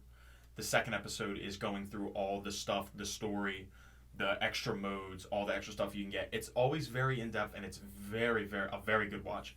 They are almost always hour-long episodes, so if you can't sit down for an hour and watch something, you don't like that long content, you probably shouldn't be here, obviously. I mean, don't leave, but... Don't, yeah. But how are you here? I want to know. It definitely is right. He also did PlayStation All-Stars Battle Royale 2. That's cool. Yes, that's actually my second favorite episode. Okay. I've only watched the Injustice 3 one. I was like, the Injustice 3 one really isn't one of my favorites, but it's how I got introduced. Yeah. Marvel vs. Capcom's my favorite. Then it's the PlayStation, and then I really like Capcom vs. SNK. It was recently, and I really like that one. So they're all very good, very in-depth. Always gives you reasonings for the characters, and it's a very good watch. But he has other things on his channel. Yeah. He covers like E3 stuff. He's like a basic gaming channel. Yeah. He does specifically a lot of his stuff that I saw was fighting it. Like he had something for Strive. And I was like, oh, maybe later. He's very fighting game oriented. He's very open about it, and he's very I love that. He's also he likes comic books and stuff. I saw that he's covered the Avengers games, almost all the Marvel games that have come out, like Ultimate Alliance 3 and stuff like that. It's a very good watch. He only has like 15,000 subscribers, which I don't get. He's small time. Not as small as us, but... But he's small time, but the editing and the quality of the video doesn't seem like a 15,000 subscriber. Yeah, you can tell YouTube this channel. is a passion project for him, and Oh, I yeah. want him to get bigger. Yes, Because it's good. It was good. It is. It's very, very good. Nothing but a shining recommendation for me. Yeah. I absolutely love the content, and I wouldn't hate getting him on the podcast if we could, in any type of way. But I mean, like, I'm down, obviously. yeah, well, you never know. I understand, like, in YouTube terms, 15,000 isn't a lot, But it's still a lot. but we're at 10. I know. But one day he would be one of my dream guests, to be honest. Okay. Like, it's just, I love the way his mind Like, even my works. TikTok subscribers don't hold a candle to that. I'm gonna say it. Like, Maybe it does. the way his mind works and how he justifies the characters that he does put in the game is fantastic, and I love it. Yeah. His two episode thing the one episode on Marvel versus Capcom 4. Marvel vs. Capcom 4. The two episodes, it's fantastic. The way he does the characters, the main roster, and then goes over the DLC and the story and how he does it and what goes on. He's so good. It's also my inspiration for the things that we've done. And how I always pitch those things to Zach. I'm always like, if you could build a game, what would you do? How would we do it? Stuff like that. That kind of cultivated that love and made me want to do that even more than I did previously. Yeah. Which we got some things that we were talking about doing. There's now more things I want to talk about. Oh, yeah. I but hope we so. don't get to see each other much. We try. I We're know both we very try. busy. Yeah. So, yeah. Excuse me. Thorgi's Arcade on YouTube. Go watch everything he's ever put out. If you don't, you're not a real fan. So, yeah. I'm excited for this main segment. Okay, we need to decide what order are we going in. Okay. What order do we want to go in? This is how I'm going to decide. Okay. All right. Think of a number in your head based on this scale. Okay. On a scale from 1 to 10, how confident are you in your comic being the best that any of us have made? We'll go from lowest to highest. Okay. Okay. Ready? I'm going to say on 3. After 3, you say it. That'll be dun dun dun, and then you say it. All right. Okay. All right. Ready? 3, 2, 1, 4. Nobody said anything. Fucking, I was gonna say 0. So Really? 0? You're not confident? I just think you guys are better at this stuff because you know it more. You put in actual research, Yeah. though. You were very confident. I was very shocked that you just said 0. Yeah. I Like a lot of my stuff is off. I said 8. I am confident in mine, to be honest. I've been workshopping it for a while, but I genuinely think I got gaslit. that too from mine is going to be the fact that I know that both of your stories are going to be very different than the one that I'll pitch up. Plus, he fucking told me his whole thing already, so I'm just did like, he? okay, his is cool. Yeah, you told you dipshit. We kind of hung out worked. on Monday. So, I mean, it sounds like that's Techie first up. Decided Oh yeah, we got Techie in on this episode because Yes. why the hell not? Yeah, he finally decided to actually do something. Yeah, We right. love giving him in on it. I think him not being in for every episode, it makes it special when he is. Yeah. Like, when you Eventually he'll be doing something every week. Like when you see that podcast mark is over 2 hours, you think like, do I really want to watch it? But you're just like, no, because if it's over 2 hours, that means that the main segment had to go long, and there's only one reason why the main segment goes long. It's because we all fucked up. No. It's because Zach was too lazy to edit it down. Got him. How do we want to actually intro this? Bitch, we writing comics. Let me do it.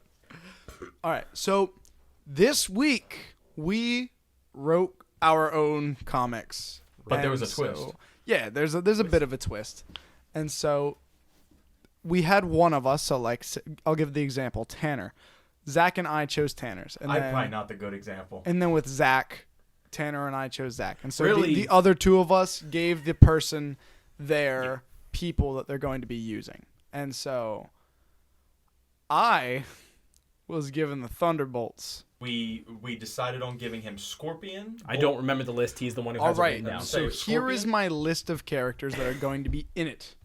Let me pull it up because I already know what it remember. is. I just don't It's want to forget. Scorpion, Bullseye, Thunderbolt Ross, Maximus the Mad, Gambit, and John Walker. That's what we gave him. Okay, I didn't know it off the top of my Sorry head. I'm that glad I you did. actually, came prepared and have a brain. Wait, you said You don't have Bullseye? anything in front of you, so we're unsure sometimes. You said Bullseye? Said Bullseye, Scorpion, Okay, cool. Maximus the Mad, Thunderbolt Ross, John Walker, and Gambit. All right. So while you guys were doing the rest of the segment, I took my time and just gave myself some bullet points so I don't forget. And then I still have 2 more issues that I didn't bullet point down, so I have to just remember them. Comic opens up. I don't know if I have a front page for this. Okay, I have Giving them cliff notes. 5 or 6 volumes that you could turn it into. Okay. So, Shit. Okay. yeah, I've thought of it as a 6-volume thing or 5-volume thing, and then like that's just a one-off. Like issue or volume? Issues, sorry. Okay, Like, no, you're good. That's why I was like 6 volumes. oh no. Good Lord. I'm sorry. I don't know comic lingo. I suck Volumes. with it too. Don't worry. Volumes are like the thicker trade paperbacks. Like normally it's 4 to 6 issues. Yeah, it's like 6 issues. Yeah, it's normally like the story arc is in a volume. Or in a trade. It's just the one volume, one-off type of thing. Yeah. So it opens up, and so the leader has kidnapped Betty Ross. But like nobody else knows this. Nobody's realized she's been missing. It's only been about a week, and it sort of opens up with Betty Ross as the Red She-Hulk already. Like she's transformed. She's been trying to get out of these restraints. She is like has all this different mechanical things, tubes, whatever, hooked up to her. Whatever the leader is trying to do to her. But you can see that she's not having a good time of it. She's getting pissed. She's getting hot. Radiation just keeps basically dripping off of her, essentially. You know what I'm trying to say. You can see it start going through these tubes. You can see it start to come off of her and into this machine. Okay. And like so harvesting the radiation. Almost. It's almost like you're correct. And so he starts taking it, and then he's doing all of these calculations, but what he's not noticing is the life is draining from her eyes. She's still getting mad, but the Red She-Hulk part of her is basically the last part keeping her alive. And so he finishes what he thinks he needs to do. He shuts the machine off. And then once she changes back forms, she's just laying there lifeless. And he's like, fuck. I need a new fucking subject. And so, this is like the world is filled with gamma. Exactly. You know, that could be his fucking line. The leader always says corny stuff like that. Did he just kill Betty Ross? Yes, that's what he just did. Okay. Effectively. Yes. Like, that's what it sounds Thank like. you. Because we talked about our things before. Yeah, I believe it. And so he's fine. And so Ross, his daughter's been gone for a week, tries to call her. He's whatever. She could have been having her own life. They both got their own lives. So he calls her. Nothing. Calls her again. Nothing. Because his daughter just never doesn't answer. So then he goes over to her house, tries to find her. Nothing. He's getting a bit worried. He starts searching everywhere, which also gives the leader time to finish his adjustments, making sure that the next subject that he is going to do this to is either more powerful or you can't take as much radiation from them at the time. But, you know, he's the leader. He's smarter than I am. He would know how to do all that shit. And so he's just going through. The leader sends Ross a note. I'm trying to figure out how to phrase this. If you want to find where the squirrel hides his nut, like, think like the squirrel. Or something stupid. Something of that fucking variety. Something that could point him in the right direction because he wants him to come. What? I'm sorry. It's the worst fucking thing I could say. All right, think like the squirrel. Think like the squirrel. All right, go ahead, Bob. I don't remember us putting Dory in. You understand like what I'm trying to say? Ross takes his time. He starts searching through all these old files that they had of the leader, and so yeah, Ross finds it. I guess he goes in. He's not in his Hulk form at the time. He's just looking for the leader. So he walks in, and then he sees Betty. And she's fucking just there, attached to everything. The leader has Still? Yeah, he just left her there. She's dead. How long has it been? Probably 3 years. 3 days. 3 days, and she's just there. Okay, so she's not decomposing. That's No, just no, no, how no, no, good no. General Ross knows her dental records. That's actually hilarious. That's fucked. And so the leader has just written on the side of whatever, "Come get me," because he knows he's gonna piss him off. And so he just you see fucking Ross go on a rampage. He starts beating the shit out of everything in the room, and then as he goes to smack Betty, he stops because he's like, she's gone. And he just takes her and he runs. And so he goes to the government and he says, I want a team to find this motherfucker. And they go, we know that if you find him, you will kill him. So we can't give you this. And he goes, okay. And he has to go find his own team. And so he starts planning the memorial for Betty at the same time, doing whatever. And so that issue ends. And so issue 2 opens up. And so first thing he does is... Can I make a recommendation? Go ahead. End of your first issue, if you want to have him, I would believe that Thunderbolt Ross, before he would try and do anything, would plan Betty's funeral. I want the closing shot to be they have like magazines with like funeral home stuff, like all kinds of venues. I want it to be that he says some kind of remark, he puts down the magazine, and underneath is just files of the criminals.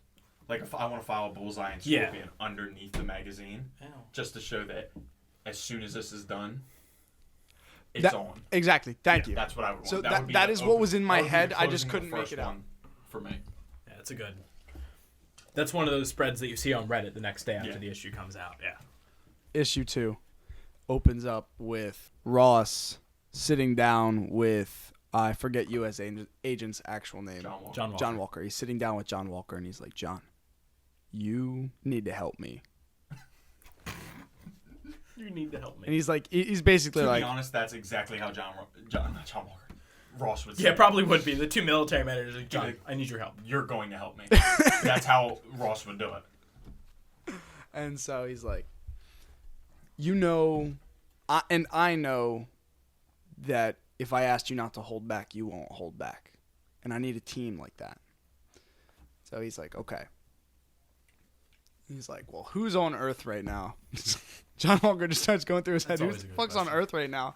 That will also listen to us. Maybe we have ease of access to. And so Walker thinks, well, we could find, I don't know Scorpion's actual name either. Mac Gargan. Mac Gargan. Nice one. Thank you. He says, well, we've got Mac Gargan's suit. We could find him. And so they go down into the depths of whatever fucking dungeon they have kept him in. Just say he's on the raft. I don't know any other. Like, on the raft in the Bros in New York. He's doing something. Yeah. Scorpion's weird. Get him for like not paying Tarkin tickets or something. Tax evasion. They find him and they're like, listen, we need people who we can rely on. And You're not one of those people, but I also need people who are truly. I need people who are willing to kill. And I know you can. So you're going to help us. And in return, we will partially help with your criminal record. Maybe we'll let you out. Or maybe we'll leave you in here to rot. Yeah, It's but just like how it always goes. it's a 50-50 shot. They've got to take it. And so Matt Gargan's like, okay. The Suicide Let's Squad try is this 10 out. years off your prison sentence. The Thunderbolts is, we'll think about it. Yeah. You don't really have a choice, so. And so with the 3 of them, they start thinking a little bit more. And we were like, well, we need somebody who's in the back line, somebody who can just keep our surroundings all right. They're like, well, Where's Clint? no. I'm pretty sure he's wielding a sword right Fucking, now. Might not be yeah, he might be fucking Ronin. Fucking, what's Bullseye's real name? See, I don't fucking know That this I don't stuff. know. I don't think it's known, isn't it? It isn't known. Bullseye doesn't have... to my knowledge, Bullseye's name has never been revealed. We may have gotten names, but they've always been aliases. Yeah. That's never been his true name. On several occasions, he is Benjamin Poindexter, but... And some where he has had a given name as Lester, but his name and origins are truly unknown. They find Bullseye, and because of comic continuity, they find him and they're like, well, we know we can pay him and he'll do what we need. So they find him. Team is put together. Now on the other side of things, this is where it gets hard. On the other side of things, you've got the leader. And he's like, I know that Ross will not come without reinforcements. Yeah, he's not coming alone. He's not stupid. What are you trying to say? And I'm not either. And so the leader goes, and the leader finds Gambit. Huh? And the leader finds Gambit. Okay. Now, for reasons, because he knows that he is at a past of being a criminal, being somebody who really doesn't give a shit about anybody else. However he finds him, I didn't think all of that out, but at the same time, like, we only had a week. He's on Krakoa or some shit. And so when he finds him, he goes, if you help me take out Ross and keep him with me, I can help you with Rogue. By minimizing her powers and letting you be able to actually touch and kiss your wife and like have that affection, which is something that Gambit truly longs for. Genuinely, like you guys are looking at me like I know something for it. Like no, that's I'm a just very good you. plot point. Has it really never been resolved? No. Like I believe it, but they also just got married not that long ago. Yeah, they did, but he is right. It is still. That's fair. Like it's a good plot point. It's good motivation. And so, but we've already established with him using the leader, this could be any timeline he wants. Yeah. So he can make whatever he wants. Oh yes, no, I'm not. So if that's how you're gonna run it, I'm taking everything. I'm taking all of these as like out of canon to just do whatever you want, and then sweet, like, come up with something for if you want to establish it in canon later. It doesn't matter. And he goes, listen, you can find whoever you need, but just know that he needs to get held off because I need time to prepare for what I need. So he goes, I'll do it because fucking he knows the leader's smart. He knows he's not like, he knows that there may be a catch, but at the same time, he's willing to take that to find this for Rogue. Yeah, he's willing to take that gambit. Anyway. I'm not sorry for that one. I'm not sorry for that one either. So, fucking Gambit goes. Gambit goes, and he knows that he can't find any of the X-Men that could help him because he's already helping the leader. So he starts thinking of some people, and he's like, well, this guy might be in a mental asylum. And so he goes and he finds Maximus, and Maximus is one of the Inhumans. His name is Maximus the Mad. And dirty X-Men. What are you doing right now? Are you telling me that Gambit's going to a mental asylum to get Maximus? Because that would never happen. Maximus would be on Attila, because Black Bolt would never let Maximus be locked up anywhere. No, I don't fucking know enough about Maximus. So clear that with me. So clear that with me. One thing is that Maximus continues to betray him, but he will never let him go to a regular jail. He locks him up in Attila. Although, an interesting thing would be Gambit trying to get him out of Attila. That's what I'm saying. I think that would be extremely interesting. Yeah. Because the Inhumans also don't like the X-Men. It's Gambit. They don't have to like Gambit if they don't like. Like I remember, like there's always the enemy of my enemy is my friend. Though. Yes, so exactly. So he thinks, okay, I'm already working with the enemy. Yeah. Why not fuck with my other enemy while I'm doing it? And so yeah, he goes to Attila and he finds a way. Especially if you want to run that thing where he can't work with the X-Men.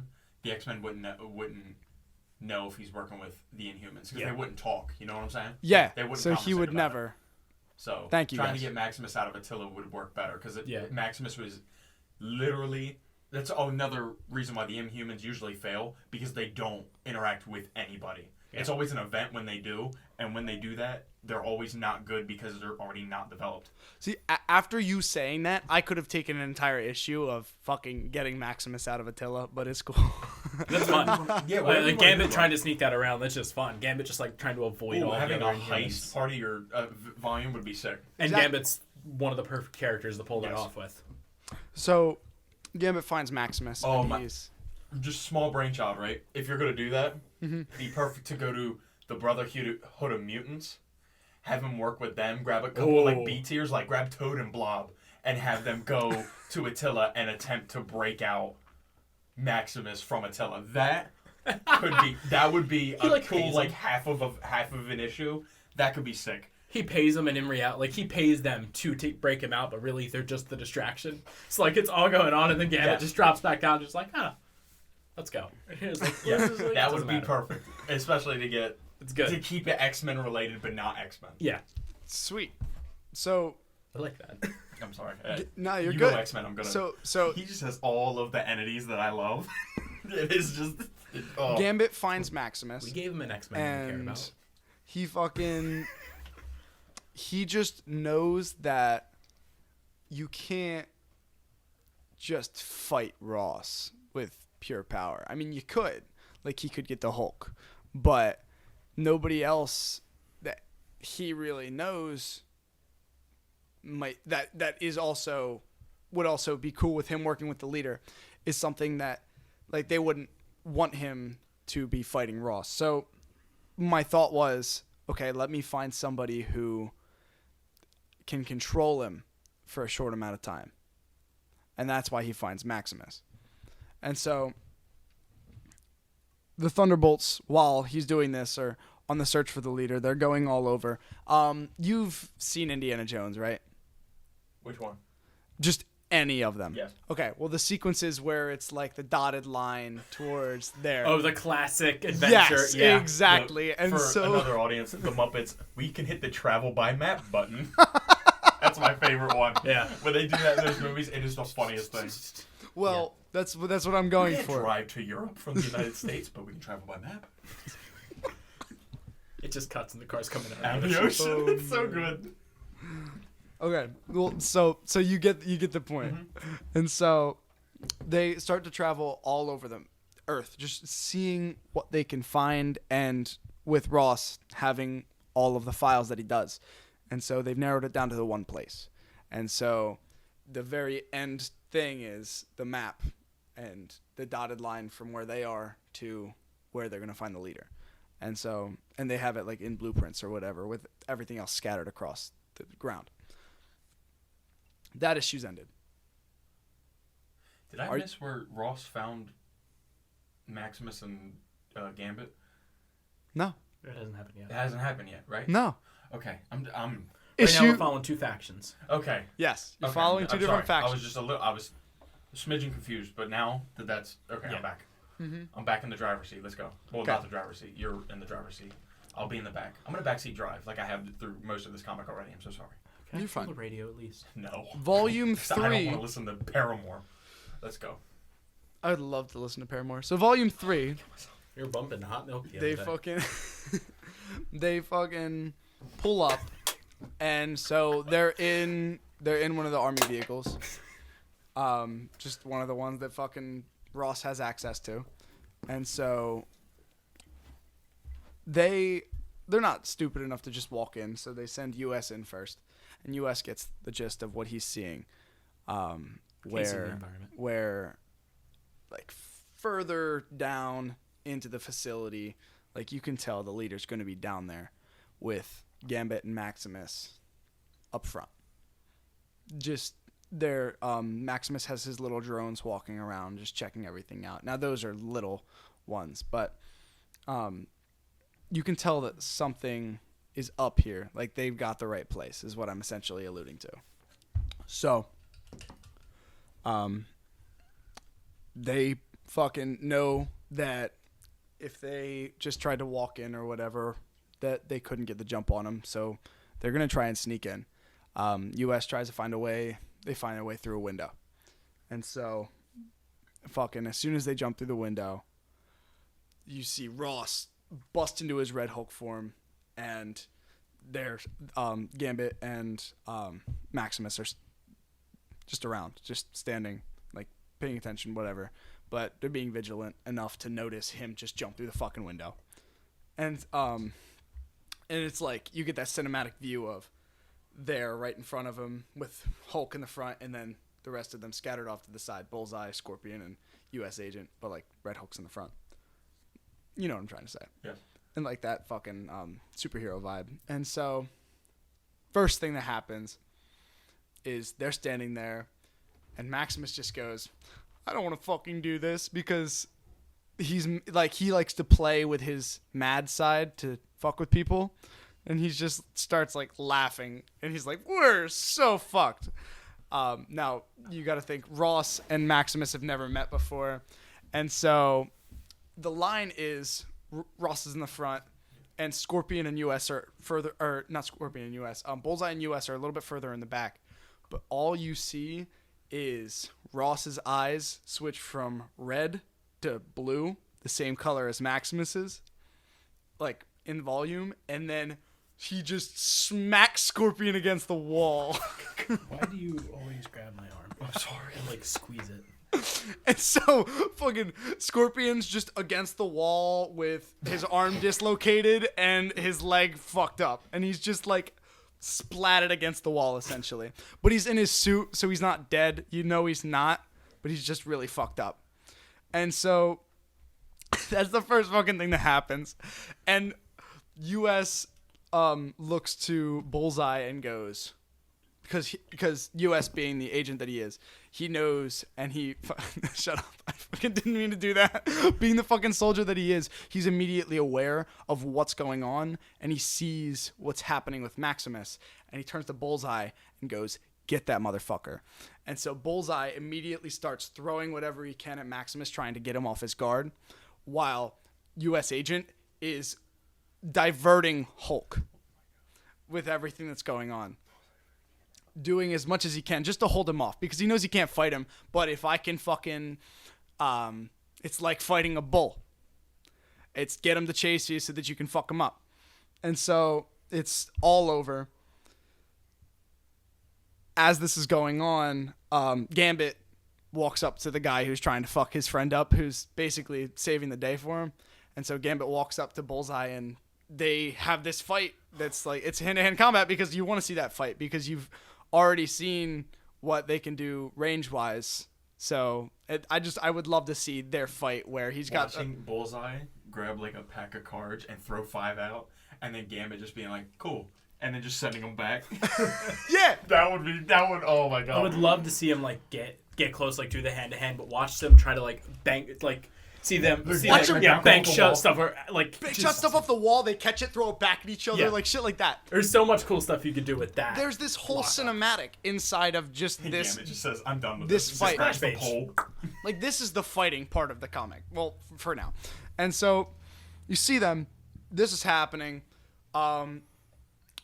Ross gets to the point where he can grab U.S. Agent John Carter, right? Wait, Walker. John Walker. I said John Carter. Guy, John Walker. Carter. We were talking about John Walker. John He's also Walker. a Disney So he guy. grabs We're not him, getting into that. and just as he is, nobody has seen a thing, and so Maximus just gets pricked in the neck He almost got one. and collapses. And what you didn't notice was that Scorpion's suit just put his arm and his leg back into place so that he could sneak around and get Maximus in the neck. But nobody, Scorpion's sick, man. because nobody noticed, because he just thought he was dead against the fucking thought he wall. was dead. Just thought he was dead. Fucking anyway. Where's And the green so- one? I thought he died. And so He's good. as Red Hulk is holding John Walker, he just turns and sees Gambit. And he fucking chokes John Walker at Gambit. Listen, there ain't nothing better Walker than just pulls the shield, turns into a bullet. Exactly. there ain't nothing better than hitting one motherfucker with another motherfucker. And then he walks up, grabs Gambit, Welcome to the Hulk comics. grabs the fucking Maximus, and then they chuck him in the back of the fucking van. put the cuffs on them so that they What happened to the dampen leader? their powers. Hold on. Okay, I'm holding. Whatever happens to the leader. As this was all going, they've got a screen playing in the background, and it shows the leader like, hey, you're stupid. I'm not actually here. Whatever. Because he knows, and he's thought of it already, so he's going to send his people here so that he still thinks that way he has time to divert and get a different place and whatever. And so maybe he was there and he's just lying. There's that shit too. But you just know at the end of this part that the leader isn't here and they have to go somewhere else. But they have nowhere else to go. So what do? Interrogation time. And so the door's shut to the van. And that's the end of this one. Interrogations with Ross. And John Are Walker. some of the best situations I think can happen. Dude. So. Imagine interrogating. Being interrogated by the Hulk. He just starts yelling, and you're just like, okay, bro. You start just like, no reason to get angry. So Well, fucking. if you're interrogating me, you can't hit me. You're governmentally sanctioned. And Ross just gives you that look, and you're like, You're governmentally sanctioned, right? like And you Ross is never just- really know. Ross is just like, that's the thing, though. I am the good cop, and you don't want to meet the bad cop. Hope that's funny as shit. Issue 4. I have, like, I've thought about all And then of Walker this just shit. walks in, and he's like, oh no, I'm the really good cop. So, issue The 4 adequate opens up on a bright light showing over top. Like, you're the point of sitting where Gambit would sit. And then you've got Ross in front of you. And he's just like, I'm already intimidated. and he's like, where is he? If he wasn't where we were, where the fuck is he? Because obviously, they might not know. Because the leader is smart enough to just get Gambit's attention and be like, hey, meet me here. And not say a single other word to him. They might be further down. Gambit really has no idea. He just knows that he'd be protecting. It's like fucking getting Bullseye, just paying for somebody, a mercenary, just to go. And so they don't have like that connection. They don't just talk. And so he's saying, I don't know where he is. And while all of this is going on, Bullseye is just trying to talk to Maximus in the other room, and he's just laughing his ass off, just fucking Joker style. Just anything that he says, he just makes fun of him, shoots him a fucking thing back, and then that's about it. Like, he can't get anything out of him because but also, like, Maximus knows where he is. And so as the sequence keeps going, flashbacks start to point back to their fight. And so as he was controlling Ross, what Maximus had was this little insect type of robot in his pocket or in his back pocket, whatever, that as soon as they came, it jumps off and leaves to go tell the leader what is happening, just to show him. And so just as a thing in case they don't get back to him, he gets out of there in time. But if he has the TV and the screen, or if he's already there with the screen telling them they're not there, why not just have it where Maximus has the contingency plan of, I'll tell you exactly where he is after you do your interrogating, like you always have to. Mm-hmm. He reveals his hand. He's like, when I was there, I traced back the signal that he sent that from to where he is, because he's a tech guy. He'd be like, but I'm not going to give you this information. You have to promise to not take me back to Attila. And then you could just do it like that. So, Tanner's, this is why I said you guys are better at writing comics. I was just saying, instead of having, because I don't want to, it's a comic and we suspend our belief. I would sure hope we do. I would say, yeah, the leader isn't going to let that fly. The leader is just going to watch. I don't think a bug going back, I don't know. Either way, at some Whatever you point, want to The do. bug reminds me of something, and I don't know what. at some point, the leader has gotten a hand of what Maximus can do and like his mechanics and stuff. It could have been at a point where Gambit was like, this is the guy we're working with, just so you know and understand, and like gives him one of his little things.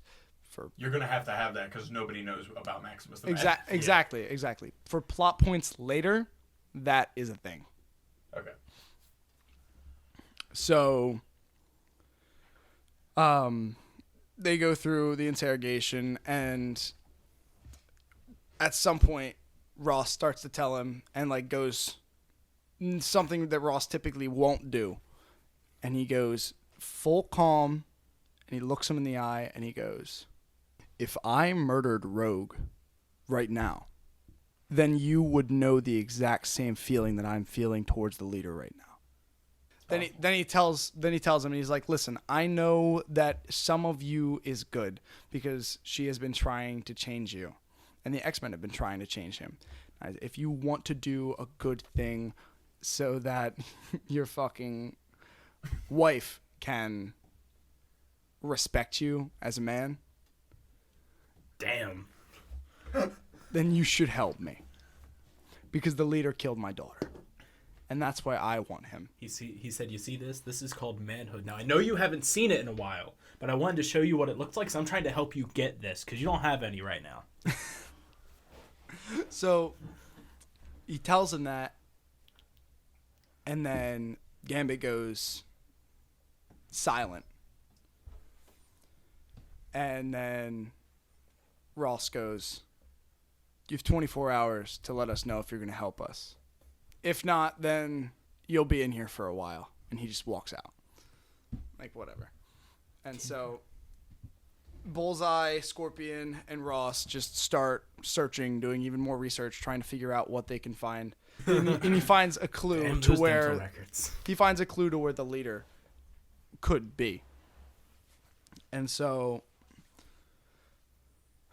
they ended up bringing it back while they were gone out searching, doing whatever. John Walker goes in, and John Walker's the bad guy the bad cop in this situation. And he starts fucking cutting up Gambit. Like, where is he? John Walker's just like, "Why won't you help us?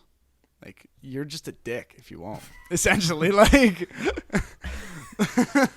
just telling it how it is, because he's looking from the outside perspective, not like, you know what I'm trying to say? He's not emotionally driven like Ross. Exactly.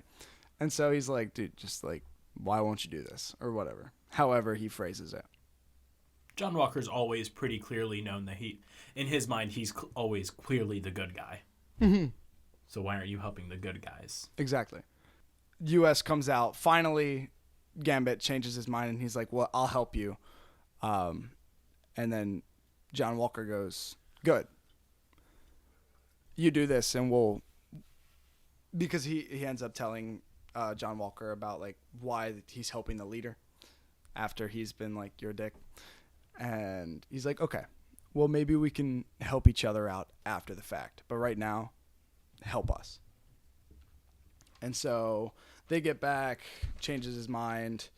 And so John Walker is just like, "Cool." Doesn't say another word to him, and just like walks out. Basically, like, he plans on just leaving him in there. Like, you know what I mean? Like, with interrogations, you've got the time where it's almost like stages of depression. There's stages of being in an interrogation room where you don't know what's gonna come next. And so Gambit's like, "Yo, I said like I'd help you," and he just starts screaming at the fucking door like, "Let me the fuck out because I'll help." And he's like, "Okay, well, let him go mad for a bit. Let him fucking freak out for a bit." It's just John Walker. And so he gets side of the door. Ross gets back, and so the end part of this is the four of them. The top part of the final page of the issue is the four of them staring, and then the other left bottom corner and right bottom corner is the two doors, but they're translucent and you can see through them. And so you've just got fucking Gambit tied up screaming, and Maximus in a straitjacket just laughing. And so I just thought that would be a cool way to end it. Just the look That, of it. you know what that is? That's a cool cover for the issue. They all converse, talk a little bit more. They find a way to all work together. So Maximus, like you said, had found a line, traced it back to where the leader actually was. That clue that Ross found was correct. And so they pull up stealthily. And so Gambit goes, "All right, let me go in." And because I'm the stealth one, right? And you know who isn't the stealth one? Gambit. I can't anymore. I already have a hard time apologize speaking. sincerely. This is so fucking hard. So, Gambit goes and he's like, I'll go in first. And he's like, we're not stupid. Like, if you're going to double cross us, you do it now. And so, Ross just holds him back. And he kind of puts his hand around the back of his neck so that if he's going to try and go away, he'll just turn into Red Hulk and squeeze his fucking neck off.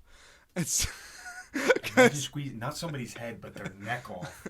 because, That's where you just take the neck and you rip it out, and then the head falls onto the torso, falls down. Jeez, Diesel. and so, John Walker goes in, sees nothing at first. He's very, very confused. And so after he's been looking around, he looks straight ahead. And there's just it's about this big. And there's this little fucking camera just flying and sitting there. He turns around and you see one of Maximus's little drones, his little robots, but at a much larger scale. And it just grabs John Walker and goes back up. Gambit's like, yo, it's been like too long. We need to go in. And You gonna let your partner's blood be on your hands, Mr. Ross? and Ross is like, he knows what the fuck he's doing. And then Bullseye goes, no. He's been in there for like a while. We need to fucking go. And so they go in and they see nothing until now the leader is ambushing with all of these different gigantic fucking robots. And you see 6 of them, 1 for each of the fucking dudes. And they all fall down. And they start to all fight where like Hulk turns into his Hulk form, whatever. They all start fighting, but they're down a man because fucking John Walker's just hanging from the ceiling. Maximus is so confused because he's never seen anyone else use his tech. And it's very, very fucking confusing to him. Because he knows like all of their weaknesses, but it's just at a very large scale. And so he also can't control them because they're not people. So they have a hard time fighting them a little bit. And so the fight commences. They finish. And Ross just grabs Maximus and was like, what the fuck am I looking at? And Maximus just starts screaming because he's no idea. But he's also like trying to be like, haha, whatever. But like, he has no fucking clue what's going on.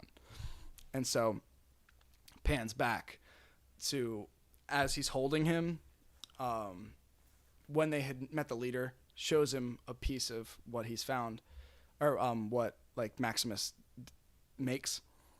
And so the leader has taken it, reverse engineered it, and created his own mechanical things that will fight for him, made to a much larger scale. Maximus like seeing that. That's why I meant like he sends something to him. Okay. Because then the leader takes it, reverse engineers it, and makes whatever he wants out of it. Now each of them can have different powers. Like they could have each represented one of the characters. Like you've got Maximus, who one of them would be essentially what he is, and he's just a scrawny dude, and he just kicks the shit out of him. He's just fast, whatever. U.S. agent. He's built like a fucking agent. The fucking dude could be holding a shield, whatever. The one for Ross could just be the biggest one. You know what I'm trying to say? That just all of them fighting and whatever. So yeah, after that flashback to all of the shit that the leader was doing, it ends, and then you've got issue 5 where they end up finding the leader, and so they go further down in to where the leader now is, and he's there, and he's got another fucking army just waiting with him. He's like, if you guys are gonna fucking do this, do this. They fight it out. I don't have all the details for this part. I got the rest of it and it was great, and then I just didn't have an ending for it. So when does Gambit get to throw Walker's shield? Huh? it could be in the final fight. When does Gambit get to throw Walker's shield? It's not I quite... think the correct question is, when does Bullseye get to throw Walker's shield? Why can't they both do it at one point? Ross already threw it it was in Walker's hand, but To be fair, yeah, he kind of It's already fair. he already used somebody else throwing the shield thing. So that's issue 5. It's just like the final ending of it, but I also feel like right now and the past week, any finale that I could have made wouldn't have lived up to what I wanted. So I would just leave that to speculation. Whether you think the leader gets away, whether you think they fucking murder him, whatever. And then issue 6 would be Ross trying to help Gambit while also having the funeral for Betty. And then that ends it out. Be the classic wrap-up issue. So I would you have... like it? I do. So I do like it. I was going to pitch, do like this. I think an ending for it would be Ross getting to the point of it, and then someone like Gambit or Walker kind of talks him out of taking the killing route, because it always happens. And maybe he then does still kill him, because it's Ross. You have one problem with your comic. Go ahead. I do like it, though. Yeah, I do like it. You drained Betty Ross and then never went back to it. Yeah. We have no. We Oh, don't, thank we don't you. know Jesus why. fucking Christ. Thank you. He never. You drained that's Betty Ross, supposed to be. and then there was Yeah. nothing else. No. Yeah, And let if me you finish explain that. this right now. I'll pitch you your ending. Okay, issue 5. So, fucking, they get there and they go further down in, and you see all of the exact same equipment that Ross tore up from the other laboratory that the leader had, and he starts. Well, he's in his Hulk form, so he's still like mad. He's pissed off, so he's not thinking clearly, but he's not thinking that this is for him. And so you can see, and starts to flashback. You can understand why the leader was going through all of this. And so it pans back to the leader when he was with Betty and what was where the tubes were actually going to. And so he was going to fill himself with the energy from her, starting to harvest her, but he took too much and murdered her with it and took all of the gamma radiation out of her. But now that he has a bigger form of it, a stronger form, which is still molecularly close to Betty because it's Ross, it's her father. Now he has that perfect specimen, and he has he has all of the math to go through and just be like, well, I can just continue to make myself smarter, to make myself stronger until I am the most powerful being of Gamma. And Red leader. I mean, well, yeah, they fight him, do whatever, The leader. and then so that is why the leader had taken it and did everything. So yeah, go ahead, pitch your ending. I was saying, you just get to the point where he gets Ross. I don't want to say pacifies. He subdues all of them. He locks them all up, separated from Ross. He starts to drain Ross. Mm-hmm. The other people of the team find their way, break out of their bonds, go get Ross. They break Ross free. Your big final fight is they go to get the leader. They're walking into the leader's room. The leader is there. He's like, I have nothing else left for you. I finally completed what I needed to complete. I had enough. And he just hulks out, becomes huge. Arkham Asylum-esque. Joker Arkham Holy Asylum-esque. shit! Where he looks ridiculous, but now he is the Red Leader. Yeah. And he gets big, he gets huge and strong, still has his brain. Nothing's changed. He's figured out the perfect way to do kind of Professor Hulk, but extreme. He also gets the heat properties from Betty Ross and Thunderbolt. Yeah. Ross gets that. They fight, and that's about what you have. You just it's up to you if you want to kill him or whether you want to save him. But that's what you do. Yeah, if you were gonna continue it, obviously you would just take the Red Leader. Yeah. But yeah, that's the gist of what I had, and then that's what I wanted, but I didn't know enough about everything. That I didn't know the Red Leader was a fucking thing. It's not. That would be your original thing you do. I don't like the not having the follow-up for what the leader was doing doesn't bother me as much as I agree that it's better if you do something with it. But like comics do that shit all the time in runs where they leave something open-ended. That's why you go and you get the next volume if there is one to figure out what happened. So yeah, I guess that would be volume 1. Yeah. If you wanted to make it a multi-volume story of the Thunderbolts versus the Red Leader, you could make it that. Yeah. If there's one thing the leader always has, it's a contingency plan. So. Yeah. Yeah. That's the thing with He him. could have made himself an entire another body. That's what I'm that saying. Once It he probably ended up dies, being a and clone. like yeah. He would be away, be like like so the that's how fucking that would like the end. twins from Invincible. I liked it. Dude, I loved it. Let's be honest. Do you have any criticisms? All of like any like thoughts that I have on it are just like little things to add here and there, like, but none of them are like you need to fix this about the story. Like it's character moments. It's just I want to see because I'm a bit of a nerd. Like I said, Gambit throwing the shield, or like Yeah. like have Ross say something where it's like, well, I guess it's time to do this again at the very beginning in regards to forming a Thunderbolts. Like, my only issue that I took, Maximus was not used very well. I don't think, but that might just be because I really like Maximus and I want to see him do more. But the way that you put him into the story, I don't know how much more he could have done.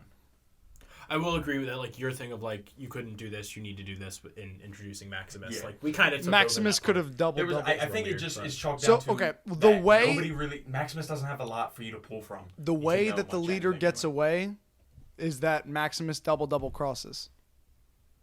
But why would he do that? Because he's Maximus fucking Max. crazy. Yeah, you don't need to explain it with him. And so he's like, well, he knows how to use my fucking technology now. Like they could do something with that. But anyway, That was my only. Everything else, Yeah. it's fantastic, Bobby. Yeah. I was You saw me in here. I was freaking out. Yeah, I liked it. I thought it was Thanks. good. And that was Techies' pitch for it. I enjoyed it. Did you enjoy it? It was pretty good. Yeah. So we actually just recorded all the pitches, but they're going to be in the other episodes. That's why he looks so sweaty, because we've been sitting here for another 2 hours. Cookie. you are glistening. I am Thaddeus Ross. Because I am getting angry and I continue to get hotter. And you're even more red. If you want to hear all of the pitches, they're already up on Patreon. The entire audio file from this first one just gets dumped on Patreon. It is a 4-hour and some file. We realized that we need to split this up. So next week, you're going to be hearing the big man's pitch, the commander's pitch. That's me. It's cosmic and fantastic. And then the week after that, you will get... You really think it's fantastic? I do. Aww. Yeah. Sadly, they're going to have to wait a week to hear it, but I'm sure they will. Sucks to be y'all. I'm sure they'll love it. And then the week after that, we'll bring you mine. We'll be looking just like we are now, just probably less sweaty. It genuinely is actually great. Like, phenomenal. If you want any more content from us, I promise it doesn't get sweatier than this. You can follow me on Twitter and TikTok and Instagram and anywhere really at CapZachYoung. You can follow Tanner nowhere. It doesn't exist. Just You follow can me Zach. to the breadstone. But can that's follow- about it. You can follow the podcast Hey. on Hey. Twitter, Instagram, and Facebook because that happened overnight. Sick. Crazy. At Kaiju and Comics. But it exists So- on Facebook as well. I'm not very good at Yeah. managing Facebook because I don't like Facebook, but Hey, I'll man, get some stuff automated to it's post another, when new episodes It's go up. another platform for us to use. Do you want to thirst over them? I won't cut it if you thirst over them. because you're going to cut it anyway. This time I won't, I promise. You promise? I promise. Gene, check your DMs. I miss you. Jesus Christ. Bobby, if you want to go ahead and plug that stuff now, you can. You guys can follow me at Bobby Williams Official on Instagram, Facebook, Twitter, and that should be everything. If you're in this, if you're in the South Jersey area, or you just like going to the shore because you know you come visit, we know we get a lot of shoobies. Do that. But You don't do Tinder. in No Tinder. you can find me at Captain Jack's every Friday in Wildwood from 7 to 10 for basically the entire summer. I missed 2 weekends because I'm in a show in a musical, but like that's it. Dane, I need Dane to know this. Please don't cut this out. Dane, I want you to know, ever since I texted you earlier on in the week about going to dinner, I've been looking forward to it all week because we missed out last week and I was very sad. But I wanted you to know that I'm very excited to go to dinner with you. I'm a little sad and upset that you wanted to invite everybody else and it couldn't be personal. But I really do appreciate you wanting to cultivate this friendship that you want to call it a friendship, but this relationship with me, and I'm very appreciative.